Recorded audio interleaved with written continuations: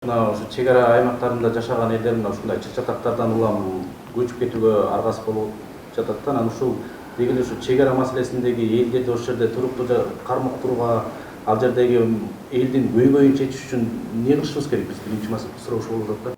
Ошолорду көчүрүп аткандыгынын өзү бул акылсыздык. Бул алсыздык. Өздөрүнүн алсыздыгын кайсы бир деңгээлде башка жака жүктөп койгонго аябай маш болуп калды бул бийлик. Өзү негизи соңку 20 жылдан бери эле ар бир өзүнүн кемчиликтерин сөзсүз анын алдыңкыларга шылтап, ушундай болуп эле эптеп эле элдин башына айландырып кыйнап келатышат. Ал жерден көчүштүн кажети жок. Кылымдар бою жашап келген жер, ошол жерден калыш керек, ошол жерде жашаш керек. Башка маселе ал жерде жашоо шартын кандай кылып чечүү керек. Мына ошол Тажик Республикасы менен сүйлөшүүлөрдү жүргүзүү, маселелерди чечүүгө мүмкүнчүлүгү бар азамат жигиттер менен кыздардын жоктугунун кесепети ушул болуп атат. Сүйлөшө ала турган азамат жок. Бир мындай бир сабаттуу инсан жок. Ошонун натыйжасында ошо көчүрүүгө аракет кылып, ага көп акылдын кереги жок. Анын үстүнө мына 2-3 күндөн бери аябагандай каттуу туура эмес багыттагы бул провокацияны бийлик өзү жасап атат. Бул кызылдай провокация. Кээ бир жанагы акырдан жеп жүргөн массалык маалымат каражаттар аркылуу маселенин бүт баарын Мадумаровго аударып, мына ушул көрдүк биз таптык, кимде күнөө экен, бул Мадумаровда экен деп кыйкырып аткандыгы бул кечирип койгула айбандын айбандыгы. Бүгүнкү бийликтин аябагандай алсыздыгы, түркөйлүгү, сабатсыздыгы, коркоктугу. Ага эки себеп бар. Биринчи себеби Бишкекте саясий кандайдыр бир аба ырайы аябай чыңалып атат. Мына кечээ Аксы окуясын эскерүү боюнча, анан бир аз күндөрдөн кийин бир эле партиянын 2 съезди өткөн атат. Мына ошондой кырдаалда бир нерсе ойлоп таба коюу керек болуп калды. Кудайга шүгүр, баягы жугунду куйсаң жүгүрүп жетип келе турган, жугунду ичип жүргөн азаматтар бар, алар аркылуу. Бул жогорку кеңештин ичинде да бар, анча-мынча азаматтары. Анан пенсияга чыгып кеткенде 15 жылдан бери пенсияда деп жүргөн Айбалаев сыяктуу өмүр бою бийликтин камчысын чаап келген. Мен картайып калды деп сыйлап унчукпай койдум эле, 2 күндөн бери чегинен чыгып баратат. Ошол 95-жылы Масалиевди биринчи турдан өтүп кетпесин, ушунун добушун бөлүп берсеңиз деп Бажа Сакаев сурангандан бери бул киши ошол тескери жолдо жүрөт. Эмне үчүн мага ушунчалык бир сөздөрдү айтып атат? Себеп баласы бир иште иштеш керек болуп атат. Банк системасында акча кайда болсо, булар ошол жакта. Ошол жакта иштеши керек болуп атат. Кызылдай калпты айтып, мына биз билебиз да, бир эмес бир канча жолу элди топтоп, ал жерден бул жака телефон чалдырып, бизге Айбалаевди губернатор кылып дайындап бергиле деп айттыртып, өзү ошол жерде туруп, бул уят маселе бул. Аксакал болуп 80ден өткөндөн кийин авири менен картайыш керек дагы. Аллахтын алдына барганда кайсы жүзүм менен барам деп ойлонушу керек. Бирок тилекке каршы көр тирилик бул кишини дагы ар кандай нерселерге түртүп атат. Адалсынган деген адалданып, дайым мына ошол шарияттан сүйлөгөн азаматтардын сөздөрүн да угуп атабыз. Алардын кылган жоруктарын да билип атабыз. Анча-мынча шабашка жасап коебуз дегендерин да билебиз. Мадумаровдун аркасынан шабашка жасабасаң, сен ачкадан бирдеме болуп атасыңбы? Мына кээ бир журналисттер өздөрү ачыктан ачык айткан, биз шабашка жасайбыз деп. От менен ойношуп атат. Бул бийлик от менен ойноп атат. Карап турсаңыз, ошо бийликке жан тарткан азаматтардын баары кандайдыр бир каттуу кагылышууга, провокацияга түртүп атат. Эмне үчүн? Себеп саясий кырдаал аябай күчөп кетти. Сырттан бирдемени ойлоп табыш керек. Эгерде кичинекей бир көзөмөлгө алынган чыр чатак чыгып кеткен болсо, андан жакшы. Себеп биз кыргыздар ушундайбыз да, сырттан коркунуч пайда болгондо муштумдай түйүлө калып туруп, бүт бардык күчтү ошол сырттан келген коркунучтарга жумшайбыз.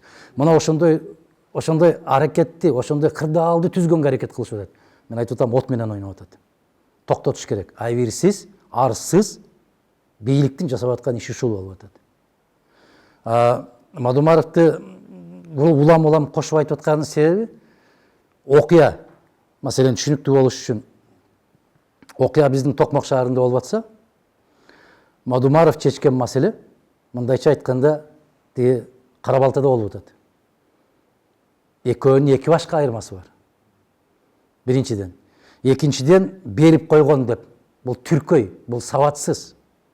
Берип койгон. Берип коюш үчүн документтердин бир канча тепкичтерден өтөт. Өкмөт аралык келишим болот. Андан кийин президенттер кол коет. Андан кийин парламент ратификация жасайт. Ратификация жасагандан кийин кайра президенттер кол коет. Эми бул баягы узун кулактар менен бизнес жасап жүргөн, саясат жасап жүргөн азаматтар алар түркөй да билбейт да, алар сабатсыз. Ушундай экен десе кокуй момундай болгон турбайбы деп. Эртең уят болуп каларын ойлошпойт. Бүгүн болбосо эртең чыгат. Бирок ошол убактылуу кандайдыр бир өзүнүн жеке керт маселесин чечип алуу максатында эки элдин ортосуна ушундай кылып от таштап, от чачып, бул 4-5 күн башта башталган. Мына Жээнбековдун жардамчысы бар, жаш бала Эрнест деген.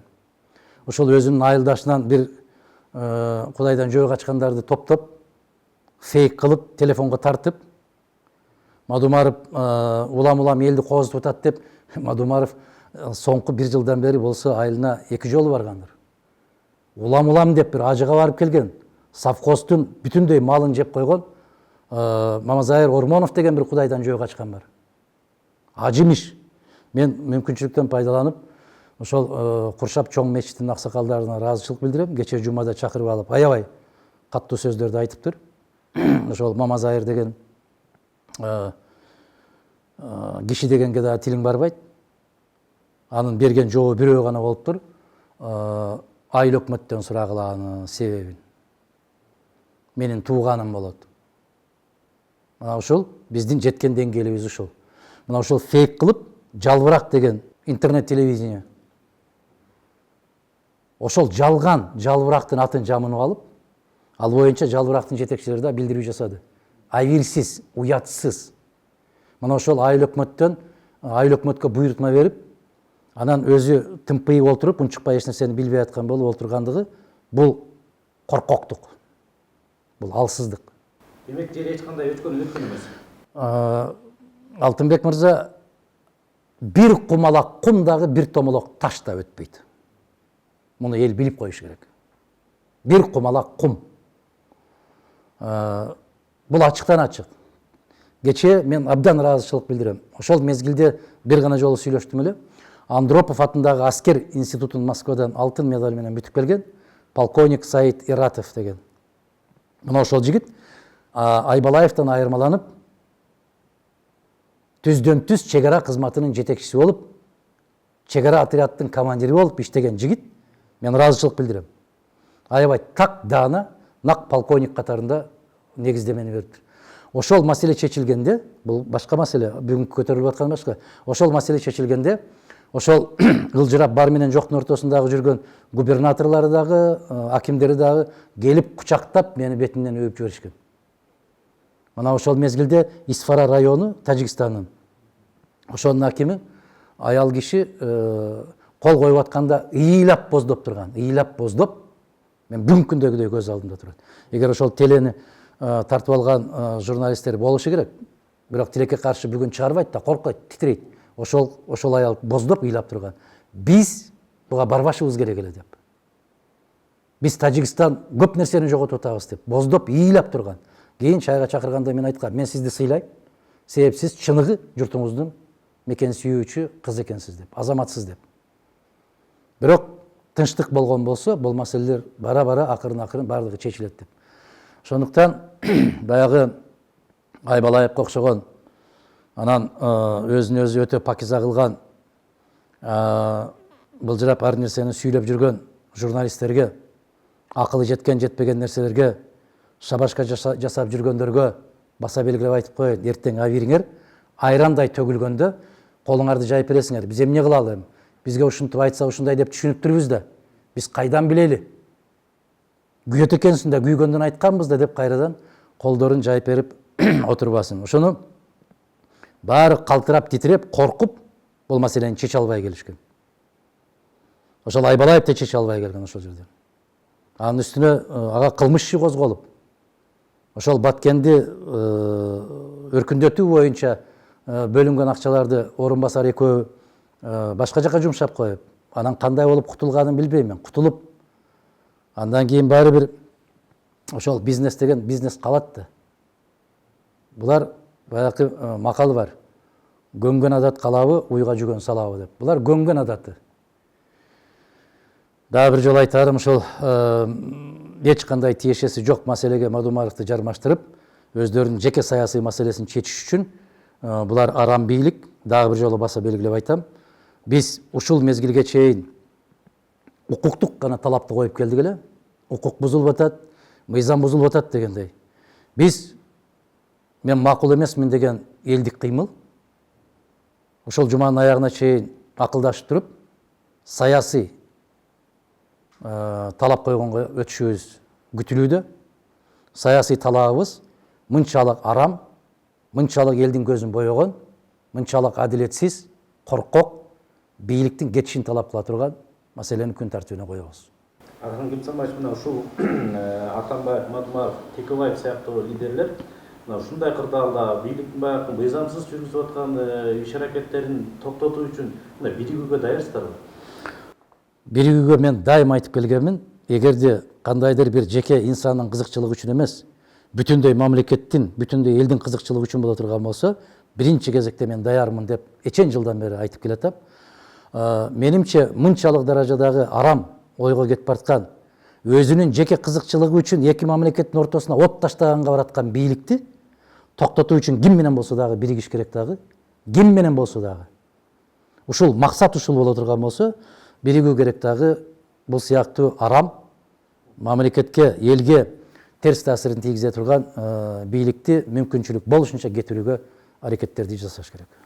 Бийликти тегереңдеп күн карама саясатчылар тууралуу дагы президент менен жолукканда да катуу сын пикирлериңизди айтып атасыз. Анан мен берейин деген суроом ушул күн карама салкын саясатчылар бул мамлекет үчүн кооптуу деген суроо болуп атат да. Өтө кооптуу. Себеби алар ал жака бул жака секирип жүрүп кыйынчышкан сыяктуу да.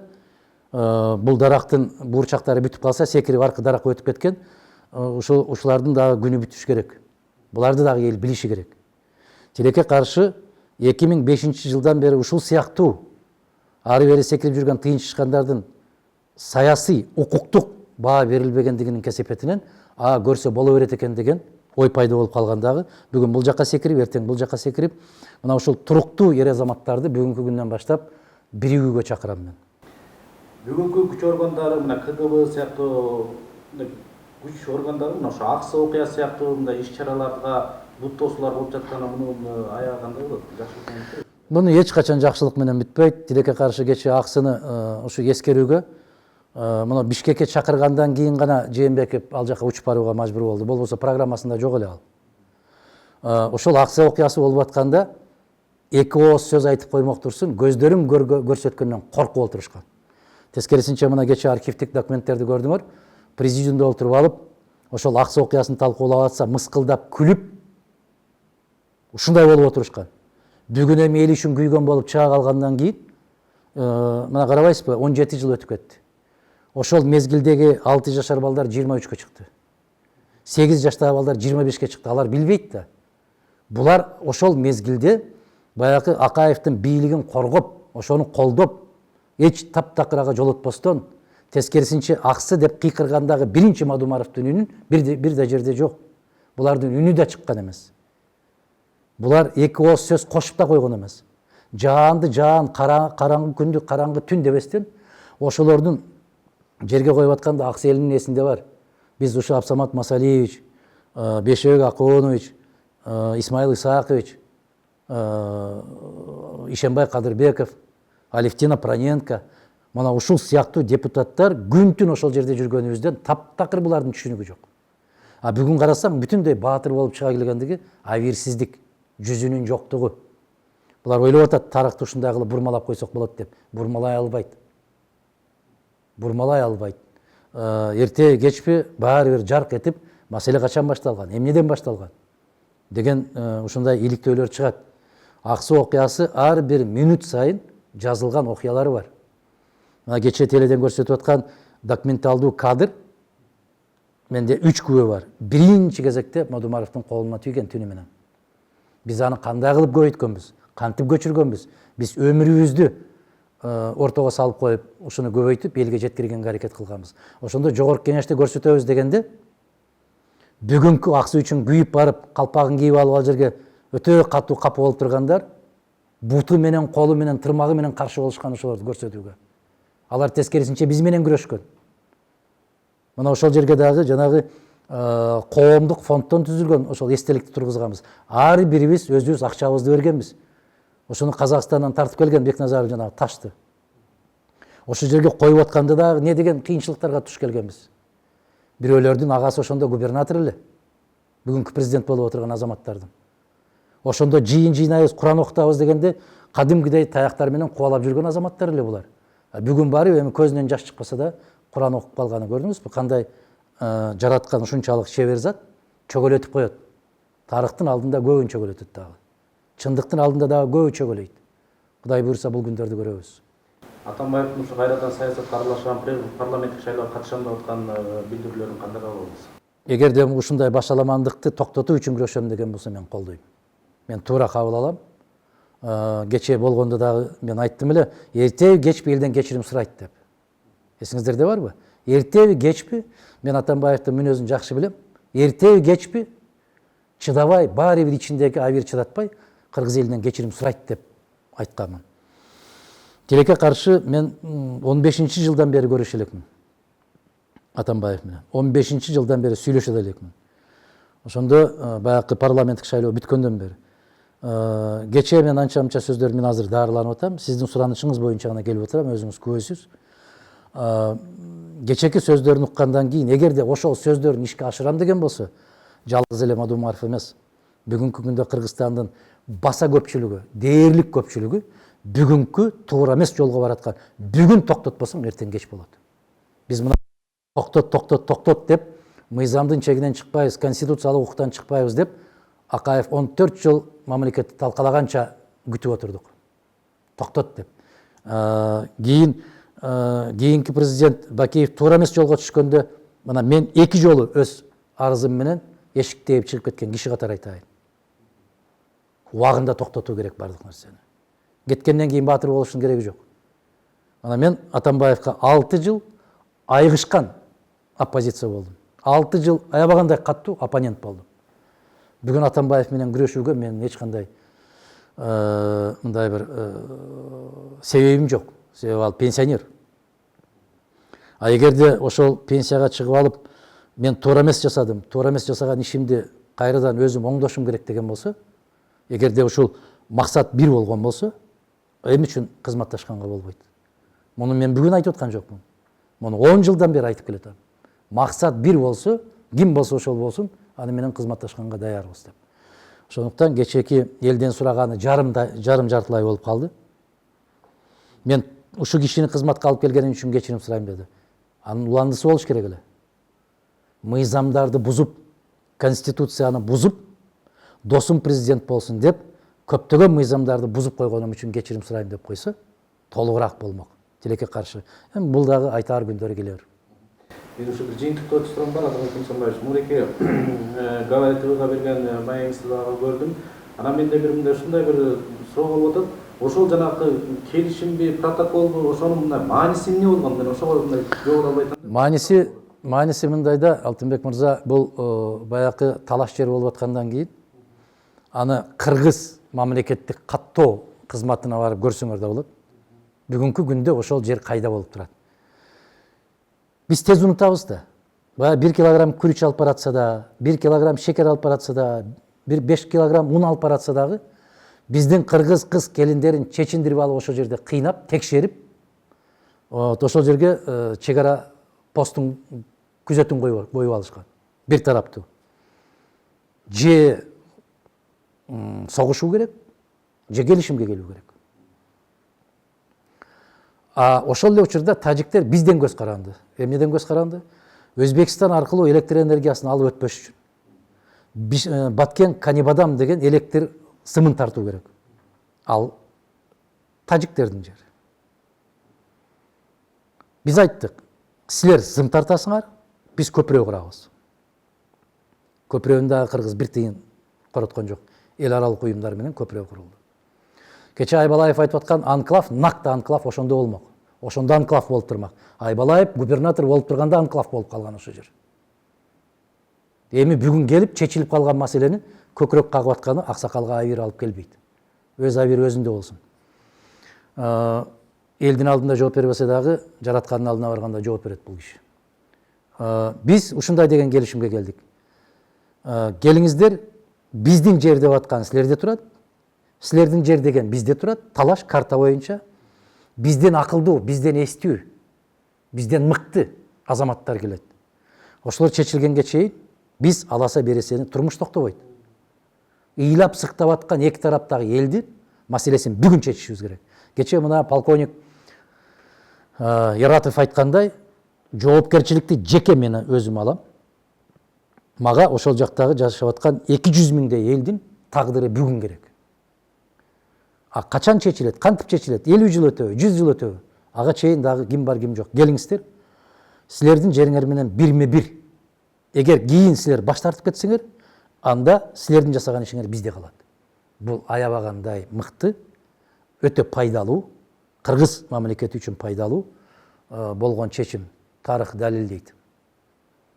Тарых далилдейт, Кудай кааласа жакын арада бүт баары үстүнө чыгып калат. Мына ошол мезгилде көрөсүздөр. Эгер ушул чечимдин мыкты экендигин кийин далилденгенден кийин биз даярдап бергенбиз. Мадумаров кол коюп эле койгон. Аны биз жасап бергенбиз деп чыккан эр азаматтар да, баатырлар да чыгат. Эң жаманы Алтынбек мырза билесизби? Бир улуу инсандын айткан сөзү бар экен. Акыр аягында бизди акарат кылып, бизге жала жапкандарды унутуп калабыз. Бирок бизге адилетсиз жала жабылып аткан мезгилдеги унчукпаган досторду кечире албайбыз деп.